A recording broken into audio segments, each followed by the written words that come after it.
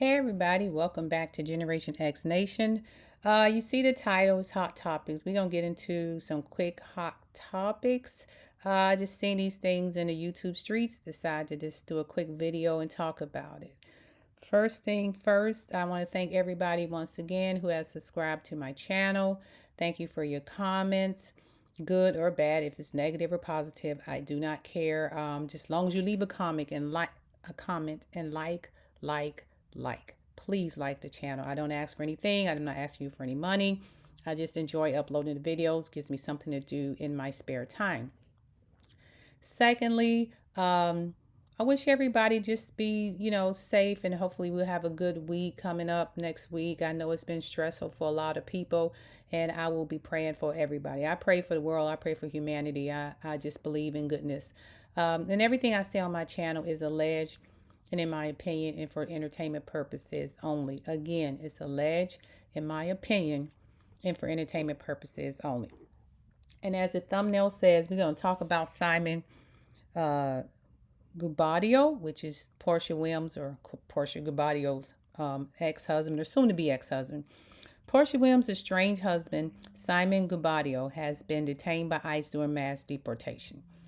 And I know you guys have seen all the different stories and comments about him. I'm going to give you my opinion from more of a little insider point of view because I do have a lot of familiarization with deportation and immigration. I'll just leave it at that. Um, Simon apparently been in this country a long time illegally, and I guess he's been getting by on different little immigration rules and policies that has allowed him to be here. He should have been gone a long time ago. As you guys know, I won't go over it in detail, but back in the 80s, he came in, I think, to go to school or something, overstayed a visa, ordered deported. He wasn't deported. They finally caught up with him. They kicked him out of the country. Somehow or another, he came back into the country, I think under anonymous name. Then he got caught up again in the court systems for fraud, credit card fraud, identity theft, or what have you in the 90s. Um, don't know, somehow or another he still was here. I don't know if he was just on a detainer or just waiting for a hearing. In between that, he applied for some type of legal permanent resident. He did receive that. And then I guess he thought he was free and clear. And so now I can apply for citizenship down the road. And he started applying for citizenship and he was denied. And at that time, I believe that's when Portia discovered all of the other stuff behind him, like he was here illegally. He had been ordered deported several times. He had some felonies and criminal activity behind him. Then all of a sudden, she ran for the divorce, but they had signed a prenup, and that's where the problem lies. Just a word of caution, ladies and gentlemen, when you get ready to marry a person, especially a foreigner, do a good in-depth background check on them. See what their real intentions are. Now, Simon had been here a while. I think he had been married before. I can't remember if the wife was here in the States, but I know he does have children, I believe, in Atlanta. And plus he was married to the one lady on The Real Housewives, and that Portia allegedly, and in my opinion, kind of interfered with that. But there was a lot of stuff going on as far as she allegedly was cheating on Simon and this and that. So, I mean, do a background check. There's no reason that we can't find something out about a person that we're intending on having a long-term relationship with. It's too many obstacles out here to to find some things out about people, and not just being nosy, but just for your own safety. You don't want to be married to a scammer. We seen what happened to Who the F Did I Marry lady with the 67 chapters on TikTok. You don't want that to happen to you. So kind of be careful when when you're out here, especially when you're marrying people who aren't, originally from the United States or want some type of visa, and I'm not saying everybody after a green card. And the way this country is running right now, I probably wouldn't even want to live in the United States. But just make sure they don't have another family back in their home country, or they out here scamming and things like that. And shoot, Americans too, but particularly foreigners, because it's harder to track them. If they leave the country, it's hard for you to track them. You can track a person in America a little faster than you can somebody that's in a foreign country. Um, but the funny thing is, I want to talk about with Simon is before all this went down in the last week, Simon had, made some strange posts. One of them said, I think a man with a college degree and 35 years of professional and business experience can read a prenup and know what it says. SMDH, hashtag every day for the thief, hashtag one day for the owner. And I think that's when he was talking about maybe the car that she was taking pictures in. But once again, he just being shady. And he has been shady on the internet ever since this divorce thing started. He has always posted crazy stuff. He posted another message. I believe these was on, I think, February the 13th on his Instagram page. If you're watching RHOA and reading blogs this season along with millions of others, please don't ask me to stay silent. Expecting that from me would be disingenuous. I wouldn't even give that advice to my worst enemy. God bless. Well, you're going to be staying silent now, Simon, because you're sitting in jail pending deportation. And let me tell you something about this. The reason Simon was able to get away with it previously is because of the way the system was set up. They didn't really have a lot of things in place now to track people, because you could come back in the country, you can change your names, do variations of your names. A lot of foreign people that live in foreign countries, they use their surname, like their maiden name and their mother's last name and then their father's last name. So I could be, for instance, Rodriguez Hernandez or Hernandez Rodriguez. I can use various versions of that. Simon could have been doing that. But now we have more technology. And I believe this time when they send him home, he's not going to be able to get back in because they're going to fingerprint him. Now we can't get rid of, we can change names all day, but they're going to have a photo and they're going to have fingerprints, and that will be on file. And every time he will leave this country, his country, Nigeria, once he gets back there, because he's being deported. Trust and believe me. And if Nigeria says we don't want him back, they're going to send him right over there to Guantanamo Bay, where they're sending all the other people at who countries won't take him. I would rather my country take me back than go down there to Guantanamo Bay. But either way, they're going to do the thing where they fingerprint him. They're going to get the photo. They might even take some DNA. But Simon probably not going to get back in this country. And here's where the karma lies, messing with Portia. Because he talked about the prenup. He didn't want her filming at the mansion. She got a authorization from the court to film at the mansion. Then he came back with a cease and desist letter for her not to do it. Don't take pictures of his car. But Simon, you ain't going to be able to control any of that now. And she is still legally your wife, because if I'm not mistaken, y'all divorce was filed, but it's not final.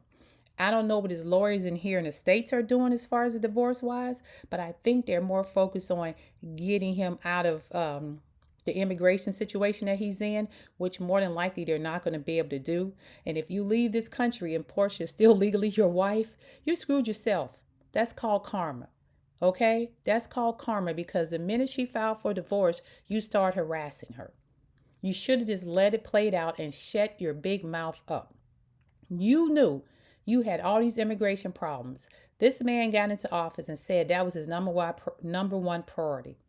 You should have took your behind somewhere and sat down and was quiet, because there is a list that they had of the top people by tier. They have them by some type of tier number, or the ones they want the most versus the least. And your category probably came up there because you had such an immigration record. You kept going to court when they denied you citizenship the first time. You should have just left it alone, but you kept hiring lawyers and harassing them.